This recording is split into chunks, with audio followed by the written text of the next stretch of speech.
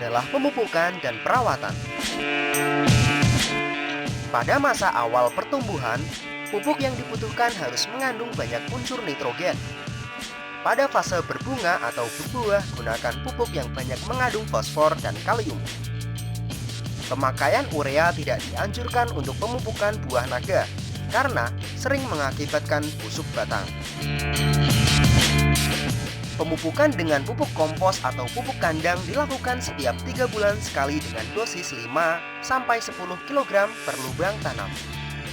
Pada saat berbunga dan berbuah, berikan pupuk tambahan NPK dan ZK masing-masing 50 dan 20 gram per lubang tanam. Pada tahun berikutnya, perbanyak dosis pemberian pupuk sesuai dengan ukuran tanaman.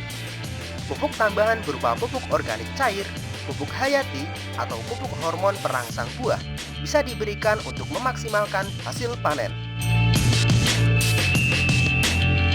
Penyiraman. Penyiraman bisa dilakukan dengan mengalirkan air pada parit-parit drainase. Selain itu, juga bisa menggunakan gembor atau irigasi tetes. Sistem irigasi tetes lebih hemat air dan tenaga kerja, namun perlu investasi yang cukup besar. Penyiraman dengan parit drainase dilakukan dengan merendam parit selama kurang lebih 2 jam. Bila penyiraman dilakukan dengan gembor, setiap lubang tanam disiram dengan air sebanyak 4-5 liter. Frekuensi penyiraman 3 kali sehari di musim kering atau sesuai dengan kondisi tanah. Penyiraman bisa dikurangi atau dihentikan ketika tanaman mulai berbunga dan berbuah. Pengurangan atau penghentian penyiraman bertujuan untuk menekan pertumbuhan tunas baru sehingga pertumbuhan buah bisa maksimal.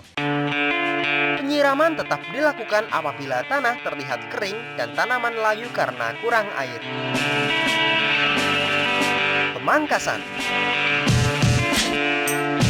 Terdapat setidaknya 3 tipe pemangkasan dalam budidaya buah naga, yakni pemangkasan untuk membentuk batang pokok, pemangkasan membentuk cabang produksi, dan pemangkasan peremajaan. Pemangkasan untuk membentuk batang pokok dilakukan pada batang bibit tanaman. Tanaman yang baik memiliki batang pokok yang panjang, besar, dan kokoh. Untuk mendapatkan itu, pilih tunas yang tumbuh di bagian paling atas batang awal. Tunas yang tumbuh di bawahnya sebaiknya dipotong saja. Pemangkasan untuk membentuk cabang produksi dilakukan pada tunas yang tumbuh pada batang pokok. Pilihlah 3-4 tunas untuk ditumbuhkan. Nantinya tunas ini akan menjadi batang produksi dan tumbuh menjuntai ke bawah. Tunas yang ditumbuhkan sebaiknya yang ada di bagian atas, sekitar 30 cm dari ujung atas. Pemangkasan permajaan dilakukan terhadap cabang produksi yang kurang produktif. Biasanya sudah berbuah 3-4 kali. Hasil pemangkasan permajaan ini bisa dijadikan sumber bibit tanaman. Hal yang perlu diperhatikan dalam pemangkasan adalah bentuk tanaman.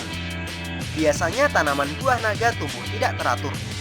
Upayakan agar tunas-tunas yang dipilih bisa membentuk tanaman dengan baik, sehingga percabangan tidak terlalu rimbun dan batang yang ada di bawah tajuk bisa terkena sinar matahari dengan maksimal.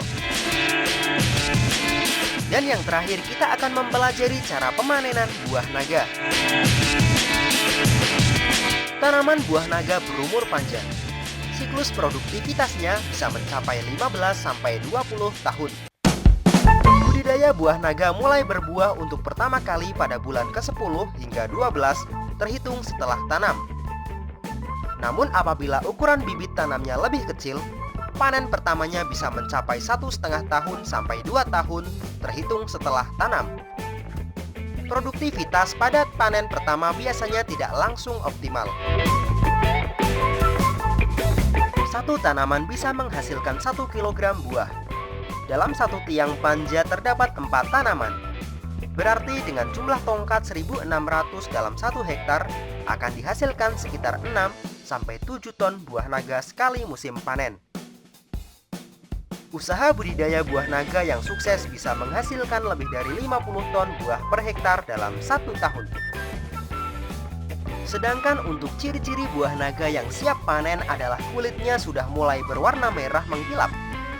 Jumbai buah berwarna kemerahan, warna hijaunya sudah mulai berkurang. Mahkota buah mengecil dan pangkal buah menguncup atau berkeriput. Ukuran buah membulat dengan berat sekitar 400-600 gram.